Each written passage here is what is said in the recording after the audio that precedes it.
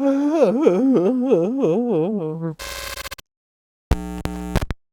I'm Steve from 1233D. Today we are going to have a bit of a delve back in time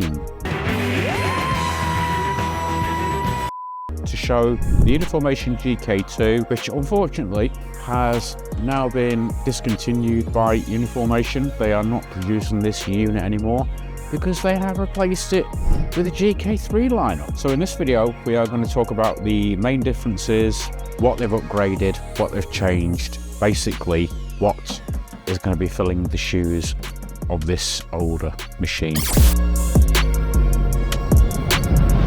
First of all, I shall give a brief rundown of the actual build volume stats because it has been thrown around the internet quite a lot. Why would they make a machine slightly smaller than its predecessor? And it is only marginally smaller. It's not a huge amount, but we'll get into that. Right, the stats for the GK2 are as follows. So we've got 228mm left to right. We have 128mm front to back, and then we have 245mm on the Z. It's big enough for the average everyday user. Larger models aren't a problem. Slice them in parts, fill the plate, print, you're away. GK3 Pro, slightly different. Left to right we have 211, front to back we have 118, and then on the Z we have 240. So marginally smaller, but in my opinion, from using both, it's not noticeable.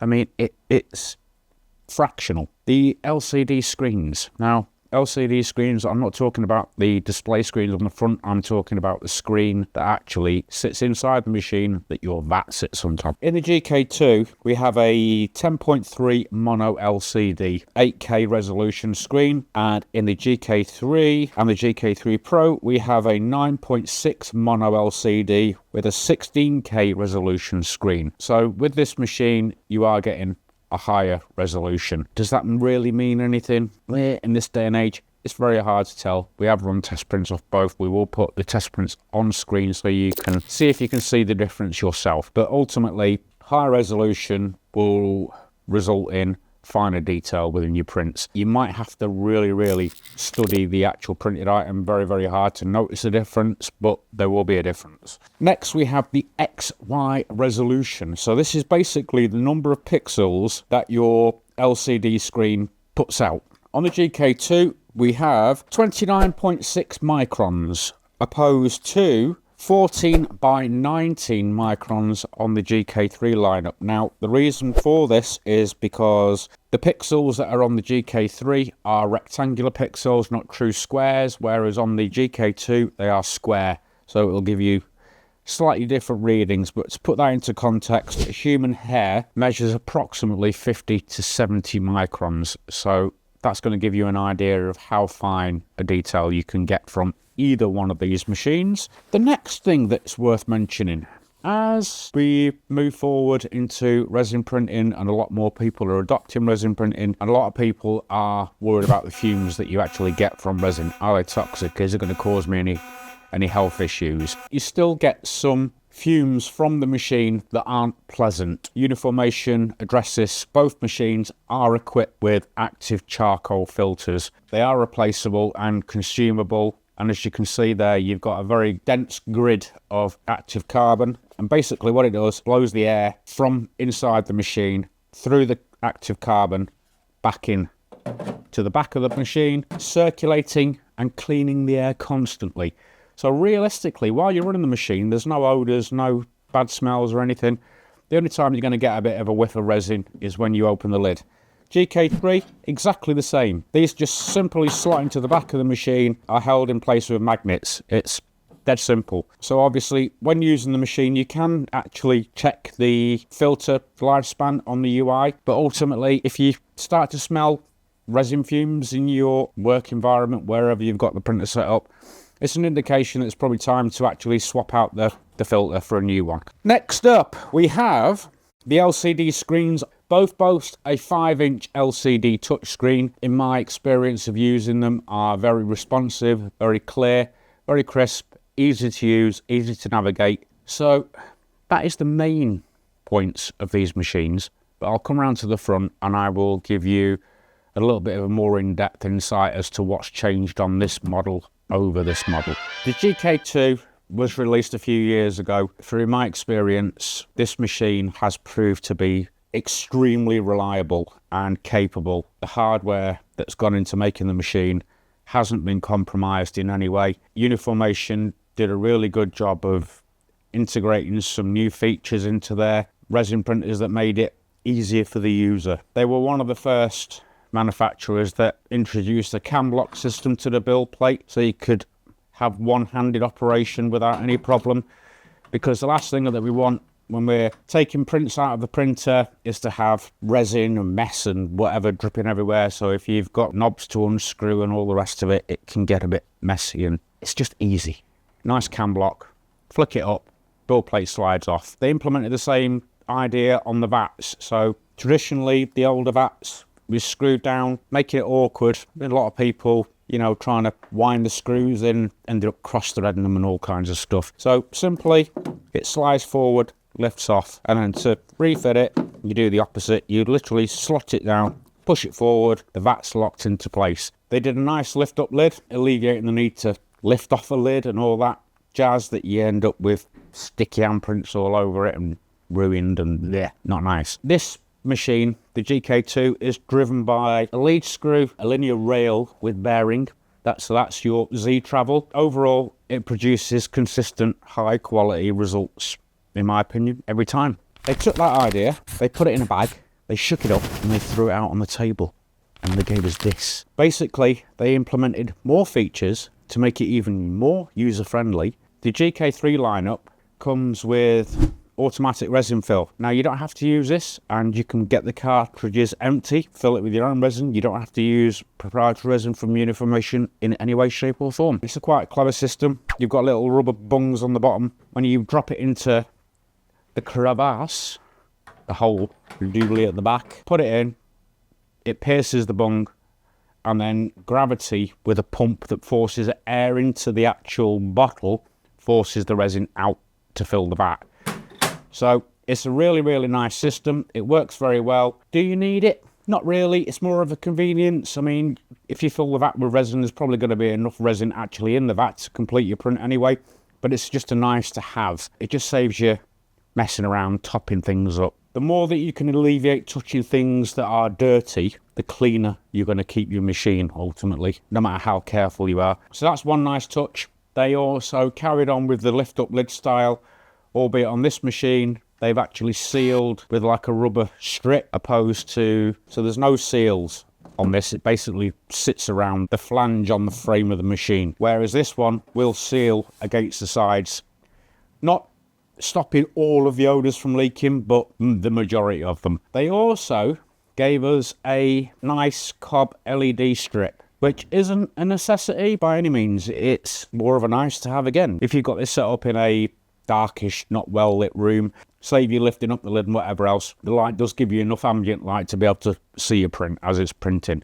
So again, it's a nice to have. They've kept the same system with the cam lock, but what they decided was to integrate onto the side of the vat and in the machine here. As you can see, there's a little bracket. Now, the purpose of this, we have a little lip on the build plate. The build plate just sits in to the edge of the vat and then leans forward. Your print's on there. All the excess resin drains back up into the vat, nice and clean. So that's another nice touch. There's two variants of the GK3 machines. We have here the ball lead screw version. So if you compare this to the standard GK2, you can see that we've got a lead screw and we've got a ball lead screw. This is a lot heavier, thicker gauge material with a lot greater tolerance to give you more accuracy. The GK3 ships with the standard lead screw or the ball lead screw. So depending on which variant you get will determine which lead screw you basically get. But that is stock standard on the Pro version. You also get a built-in camera, so you can remotely monitor the prints via the app. We haven't actually tried that out. We typically use Lychee Slicer, so we haven't downloaded the Uniformation app. I mean, for us, it's not really needed. We do have the printers in the workshop, so we're constantly monitoring, check the progress. We don't need to do it remotely. A similar system with the VAT, albeit this time round, they've given us sliding locking levers. So we'll literally pop it into place. So make sure it's pushed right back, sat down, slide the levers back over, then it's locked into place. That system has slightly changed. I think a few people were complaining that the clips over a period of time with the resin fumes or whatever were becoming brittle and breaking. You also have a little metal plate in the vat. Now basically what that does is it monitors the resin level, so that will be the trigger to load resin if you're using the auto top up function. Oh sorry, I will also mention we have a little level. You can wind the feet up on the printer, use a little center bubble level there to get it perfectly level on your surface, so that your resin sits nicely in the vat. You don't want it leaning all over the place. The plate will come down and you'll have resin everywhere. Not good. The other thing, they gave us a nice lift and tilt display. So if you've got this relatively low down or you're on a table, and if it's like that, you're going to have to bend down to look at the screen, but you can really simply tilt it to whatever angle suits you and use the touchscreen display. And they also tucked away the power button behind the screen, which is a nice handy feature. Saves you going around to the back of the machine, turning the main power switch on and off. We have the USB port on the front for your files. The other thing that makes Uniformation machines so reliable is the fact that they have a heater built into the printer. Now, it isn't a heated chamber. It basically heats from under the vat, and this puts basically a nice consistent temperature through the resin vat, making sure that every time that you start your print, your resin is set at the optimum temperature. This saves you loads of mither. If you have your machines outside in a workshop that's a bit cooler than the house or whatever, that function is invaluable, because basically it stops you having to keep constantly tweaking your printer profile settings for your resin exposure times. Because the resin's always at the same temperature no matter what, you can keep the same settings, and it just alleviates failures. You could start off a print, it's gone cold, your resin's got thick, you come back in to check on it, you find out that you've got a fail. I've honestly not had any issues. I mean, we've had them in the workshop when it's dropped down to 5 degrees in the winter, and they still perform perfectly. So that is another plus for both machines. Well, any of the Uniformation machines come to speak about it. Other features, both machines do have Wi-Fi, which you simply attach the little Wi-Fi antenna to the back port on the GK3 Pro. This one plugs into the back of the machine via a USB, so you still have the Wi-Fi capability. The other key difference is the GK3 Pro also has an Ethernet port, so you can hardwire it to your network if you would prefer. There is another difference. So if you've got a batch of these machines, the GK3 Pro or the GK3, on quite tight shelving, you don't have the room to basically lift the lid right the way up, like so. You can very simply remove the 4 little screws on the side, and then that allows you to slide the actual cover off from the front. If space or headroom is a bit of an issue, that is also an option with the GK3 lineup. You might want to consider that. These are our go-to printers. I don't really print on anything else resin-wise anymore because I don't need to. These just do the job and do it well. If you've got any questions about the old machine or the new machine, please do ask in the comments box below. We will do our utmost to get back to you as quickly as possible. And I hope you've enjoyed the video, found it informative and useful. That is it from me. Goodbye for now. I will see you on the next one. As always, we aim to have the most competitive 3D printer prices on the market. If you see any of our printers being sold by a mainstream retailer for less, please drop us an email using the link in the description and we'll do our very best to beat their price. Also, if you're watching from outside the UK, check the description for links to our European 123 3D sister stores.